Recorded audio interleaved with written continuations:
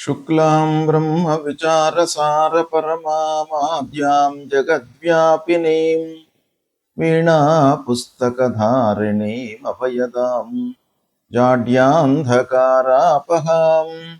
हस्ते स्फाटिकमालिकां विदधतीं पद्मासने संस्थितां वन्दे तां परमेश्वरीं भगवतीं बुद्धिप्रदां शारदां శ్రీ మహాగణాధిపతయే నమః శ్రీ మహాసరస్వత్యై నమః శ్రీ గురుభ్యో నమః 2026వ సంవత్సరం ఏప్రిల్ మాసంలో గ్రహస్థితి ఎలా ఉంది అనే విషయాన్ని మనం చూసినట్టయితే ఈ ఏప్రిల్ మాసంలో సూర్యుడు 11వ తారీఖు వరకు మీనరాశిలో సంచరిస్తున్నాడు. తదనంతరం మేషరాశిలోకి ప్రవేశిస్తున్నాడు. కుజుడు 2వ తారీఖు వరకు కుంభరాశిలో సంచరిస్తూ 2వ తారీఖు నుండి మాసాంతం వరకు కూడాను మీనరాశిలో సంచరిస్తున్నాడు. ఇక బుధుడు 11వ తారీఖు వరకు కుంభరాశిలో సంచరిస్తూ 10వ తారీఖు తర్వాత మీనంలోకి ప్రవేశిస్తున్నాడు. గురువు మిథున రాశిలో సంచరిస్తున్నాడు. శుక్రుడు 19వ తారీఖు వరకు మేషరాశిలో సంచరిస్తూ 19 నుండి మాసాంతం వరకు కూడాను వృషభ రాశిలో సంచరిస్తున్నాడు. శనీశ్వరుడు మీనరాశిలో సంచరిస్తున్నాడు. రాహువు కుంభరాశిలో సంచరిస్తున్నాడు. కేతువు సింహరాశిలో సంచరిస్తున్నారు. ఈ విధంగా ఏప్రిల్ మాసంలో గ్రహస్థితి ఉంది. ఈ గ్రహస్థితి ఆధారంగా 12 రాసుల వారికి ఎలాంటి ఫలితాలు, గోచార ఫలితాలు ఎలా ఉన్నాయి అనే విషయాన్ని మనం తెలుసుకుందాం. 2026వ సంవత్సరము ఏప్రిల్ మాసంలో మేషరాశిలో జన్మించినటువంటి స్త్రీలకు ప్రత్యేకంగా ఈ మాసం ఎలా ఉంటుంది అనే విషయాన్ని మనం చూసినట్టయితే గ్రహస్థితి, స్థానాలు, కారకత్వాలు వీటన్నిటినీ దృష్టిలో పెట్టుకున్నట్టయితే స్త్రీలకు ప్రత్యేకమైనటువంటి ఫలితాలు గోచరిస్తున్నాయి. ముఖ్యంగా స్త్రీల లోపల ఈ ఏప్రిల్ మాసంలో బాగా విశ్వాసం పెరుగుతుంది. అన్ని పనుల లోపల కూడాను మీరు ఆత్మస్థైర్యంతో మీరు స్టెప్స్ తీసుకుంటారు. కుటుంబం లోపల పిల్లలు, భర్త, కుటుంబ పెద్దల యొక్క సహాయ సహకారాలు మీకు అందుతాయి. మీ మాటకు కుటుంబంలో చాలా విలువ పెరుగుతుంది. మీ మాటకు అనుగుణంగానే అందరూ కూడాను నడిచేటువంటి అవకాశాలు ఉన్నాయి. భర్తతో అనుబంధం బలపడుతుంది. గృహంలో శుభకార్యాలు జరిగే అవకాశం, ఆర్థికంగా మీరు మంచి స్థితికి ఎదుగుతారు. అంటే ఉద్యోగం చేస్తున్నటువంటి స్త్రీలు ఈ మాసంలో ఆర్థిక పరిపుష్టితో ఉంటారు అనే విషయం మనకు తెలుస్తుంది. కావలసినటువంటి వస్తువులను, ఆభరణాలను, బంగారము, వస్త్రాలను ఇలాంటివి కొనుగోలు చేసేటువంటి అవకాశం బాగా ఉంది. ఇక ఉద్యోగం చేస్తున్నటువంటి మహిళల విషయం ఆలోచించినట్టయితే మీరు చేస్తున్నటువంటి వర్క్ ప్లేస్ లోపల మీకు గుర్తింపు లభిస్తుంది. ప్రమోషన్ అవకాశాలు ఉన్నాయి.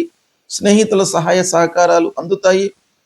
ముఖ్యంగా కుటుంబంలో పిల్లల వలన మీకు బాగా ఆనందము చేకూరేటువంటి అవకాశం ఈ మాసంలో ఉంది.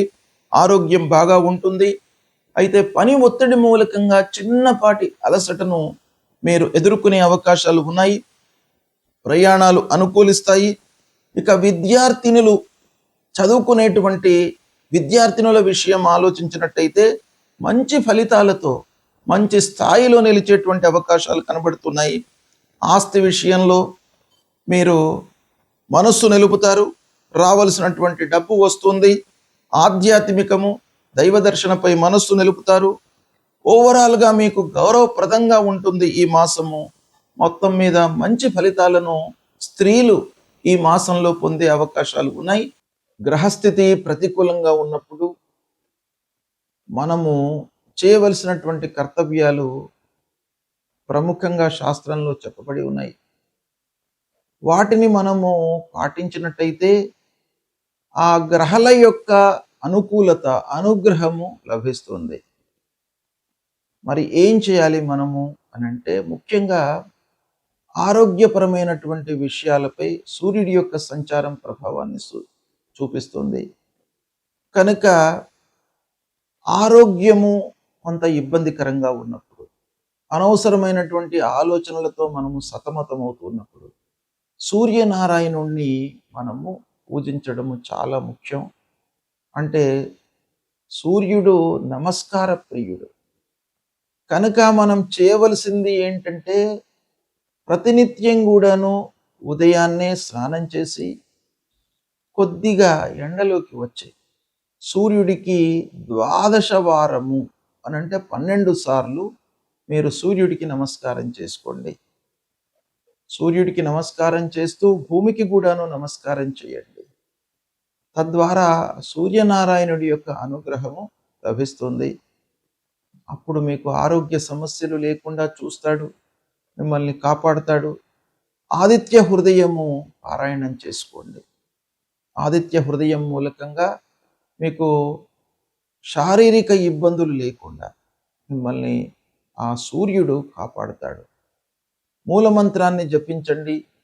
జపా కుసుమ సంకాశం కాశ్యపేయం మహద్యుతిం తమోరిం సర్వపాపఘ్నం ప్రణతోస్మి దివాకరం అనేటువంటి మూలమంత్రాన్ని ప్రతినిత్యం కూడాను చదువుకోండి. ఇక అంగారకుడు కుజుడు కూడాను ప్రధానమైనటువంటి గ్రహము. తొందరగా మనను రియాక్ట్ చేసేటువంటి గ్రహం.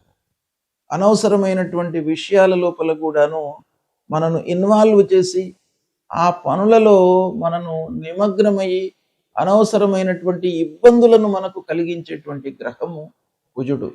ప్రతికూలంగా ఉన్నప్పుడు మీరు సుబ్రహ్మణ్య స్వామి దేవాలయానికి వెళ్ళడము, సుబ్రహ్మణ్యాష్టకము చదువుకోవడము.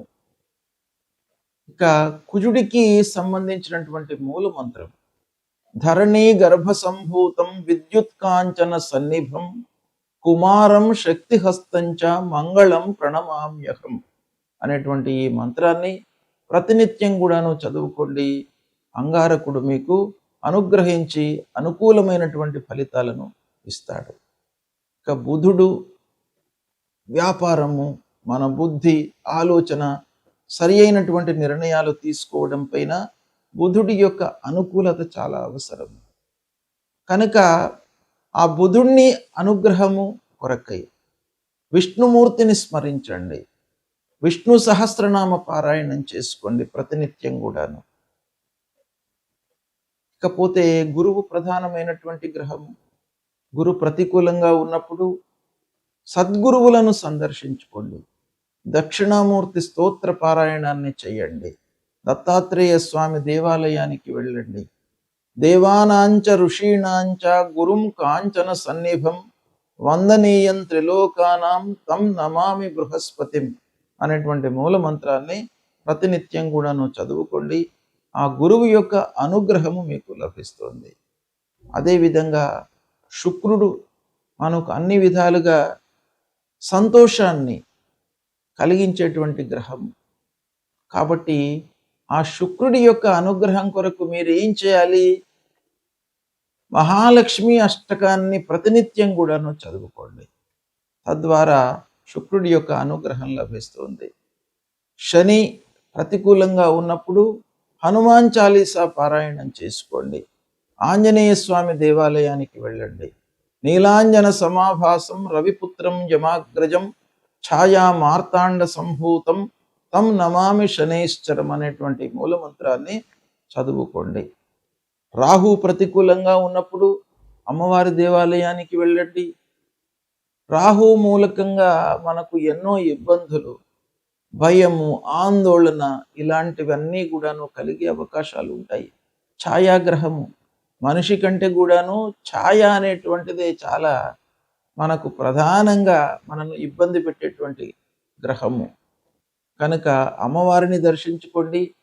అర్ధకాయం మహావీర్యం చంద్రాదిత్య విమర్దనం సింహికా గర్భ సంభూతం తం రాహుం ప్రణమామ్యహం అనేటువంటి మంత్రాన్ని ప్రతినిత్యం చదువుకోండి. ఇక కేతువు మీకు ప్రతి విషయం లోపల కూడాను ఒక విరక్తి భావనను కలిగించేటువంటి గ్రహము. ప్రతికూలంగా ఉన్నప్పుడు తప్పకుండా మీ లోపల వైరాగ్యాన్ని ఇస్తాడు. అంటే ఆ పని పైన మీకు అశ్రద్ధను కలిగిస్తాడు. శ్రద్ధ అనేటువంటిదే చాలా ముఖ్యమైనటువంటిది. ఇంట్రెస్ట్ ఉంటే మనకు మార్గాలు ఉంటాయి. కాబట్టి ఆ కేతువును మీరు అనుకూలం చేసుకోవడానికై గణపతిని స్మరించండి. గణపతి దేవాలయానికి వెళ్ళండి. ఫలాశ పుష్ప సంకాశం తారకాగ్రహమస్తకం రౌద్రం రుద్రాత్మకం ఘోరం తం కేతుం ప్రణమామ్యహం అనేటువంటి మూల మంత్రాన్ని జపించండి. మీకు తప్పకుండా ఈ గ్రహాలకు సంబంధించినటువంటి దుష్ప్రభావము దూరమవుతుంది. ఆ భగవంతుడి యొక్క అనుగ్రహం లభిస్తుంది. భగవంతుణ్ణి నమ్ముకోండి. మీపై మీ విశ్వాసాన్ని పెంచుకోండి. అంటే ఆత్మవిశ్వాసాన్ని పెంచుకోండి, పరమాత్మను కొలవండి. తప్పకుండా మీకు శుభ ఫలితాలు కలుగుతాయి. శుభం.